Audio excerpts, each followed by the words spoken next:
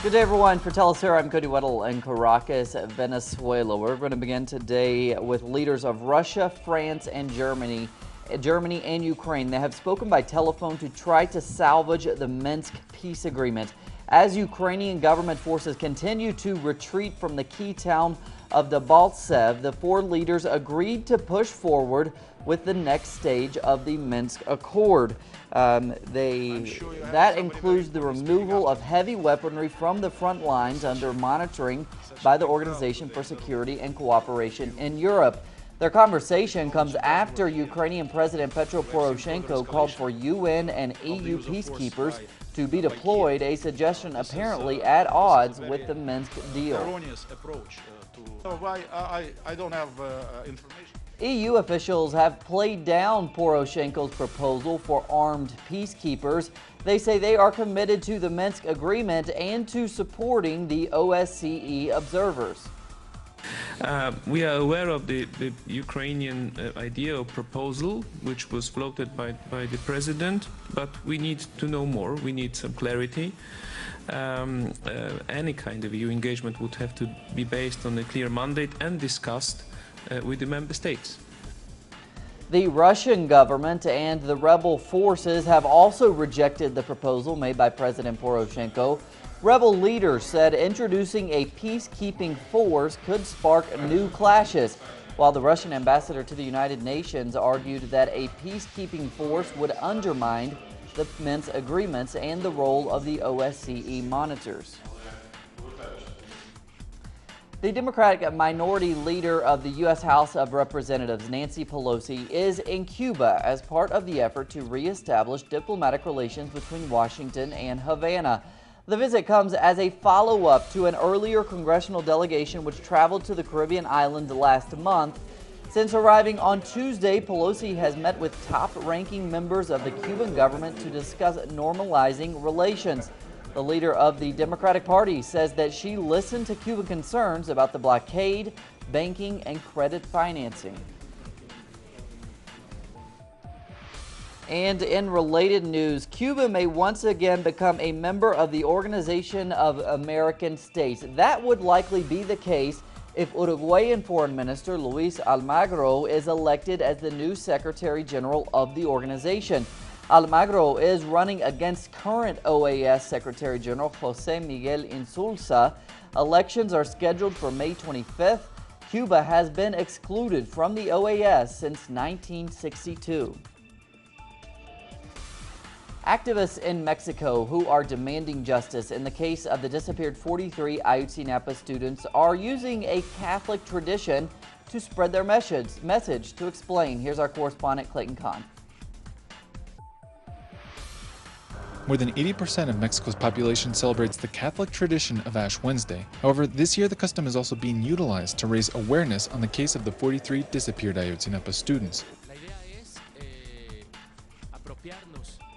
The idea is that we appropriate the Catholic ritual of Ash Wednesday and give it a twist, give it another meaning, namely that the 43 students are not ashes.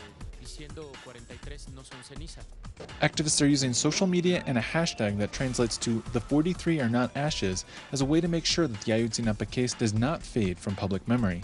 They say that the Attorney General's declarations that the students were incinerated was an attempt to quiet and close the case. The Attorney General said, okay, they are now ashes and that we should forget it and continue with life.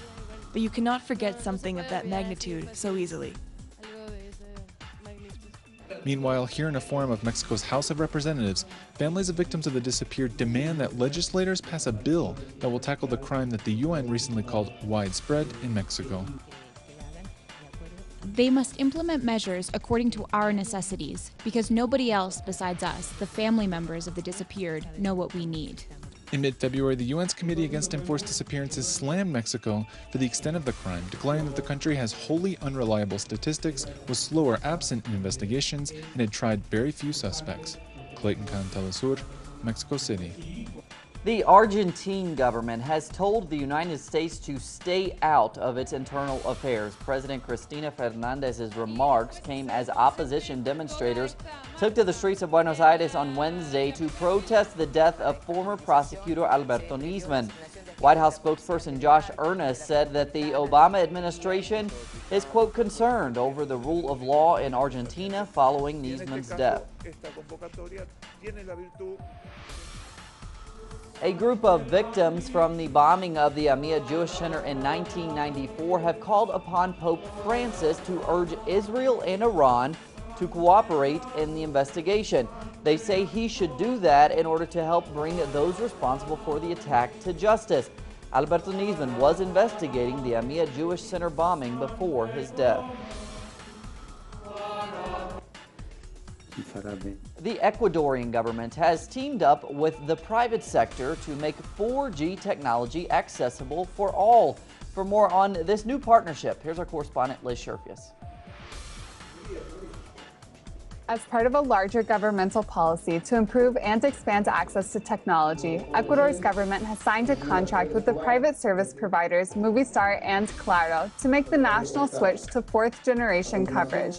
Movistar and Claro have agreed to pay the national government $330 million for access to wider frequency ranges supporting 4G technology until the contract's expiration in 2023, as well as additional investment.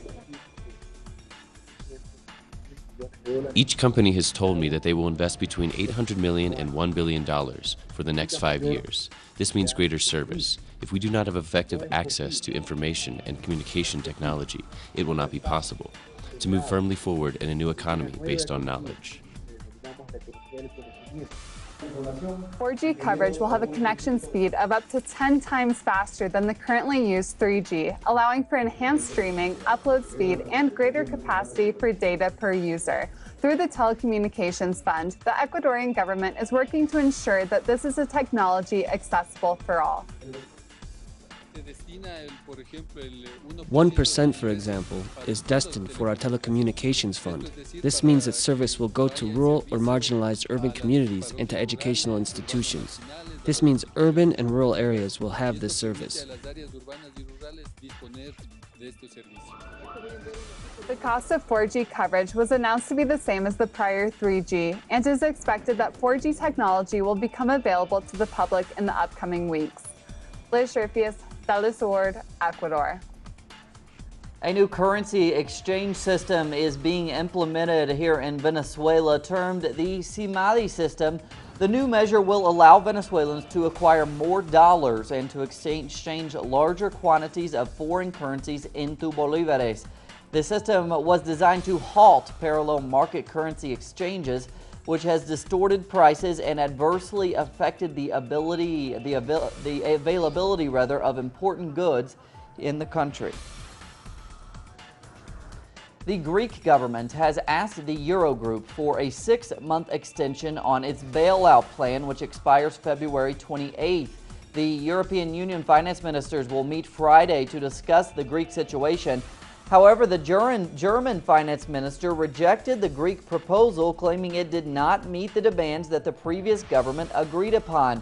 Greek officials rejected the Germans' remarks and clarified that the proposal will be decided on Friday. Iraqi Shiite militias are moving rapidly to the northern part of the country to help the Kurds fight the Islamic State group. The group launched a series of attacks against Kurdish territories in recent days. Shiite leaders from throughout the country have called upon their tribes to unite in the fight against the Islamic State. The terrorist group is targeting the strategic oil-rich regions of Iraqi Kurdistan.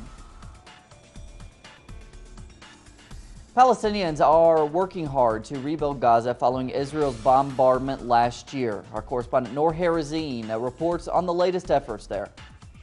During Israel's Protective Edge operation on Gaza, 3 13-story residential housing towers were destroyed, including the Al-Basha building, the Al-Zafir Tower, and the Italian compound, all which were leveled by the airstrikes, leaving over 200 Palestinian families displaced. today, looking at the current situation in the Gaza Strip with the closure of borders. Officials said that the reconstruction of Gaza Strip might take at least 10 years. Mufid al-Hassaina, the Palestinian Minister of Public Works and Housing, said that the ministry has laid a cornerstone for the reconstruction of the 13 floors destroyed Al-Zafir Tower. The rebuilding of these towers is a significant event and is the start of the rebuilding of all towers destroyed during the war. The Palestinian ministry will continue all efforts to distribute aid money to people whose houses were partially damaged and hand out mobile homes and construction materials to those who lost their homes completely. Israeli attacks on Gaza during the 51-day offensive on the Strip killed over 2,200 Palestinians, mostly civilians, and it was reported that more than 10,630 buildings were destroyed, leaving over 250,000 Palestinians displaced. Nohar Azin, Telesu TV, Gaza. Former French President Nicolas Sarkozy is again facing corruption charges. French authorities are investigating the former president's ties to the media mogul Stéphane Corbett, who paid 330,000 euros for several of Sarkozy's private flights.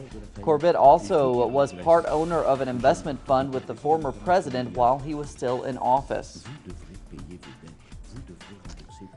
The Argentinian Boca Juniors club won its first semifinal match of the Copa Libertadores South American Soccer Tournament.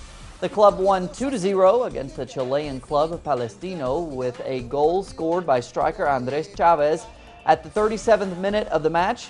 A second goal was tallied by Sebastián Palacios at minute 68. The semifinals of the tournament will continue on Friday.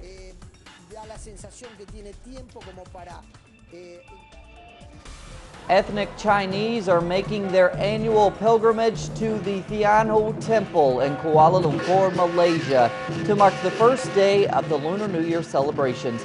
This day is the most important holiday in China and is a public holiday in countries with large Chinese populations like Malaysia. In the Chinese calendar, this is a time that heralds good luck and prosperity.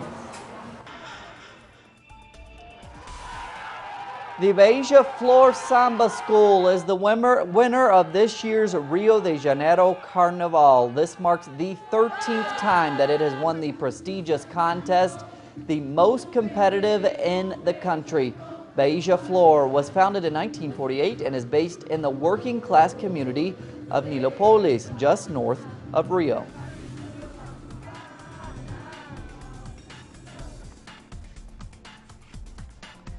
More on those stories and others at our website, telesurtv.net/English. For Telesur English, I'm Cody Weddle. Have a great day.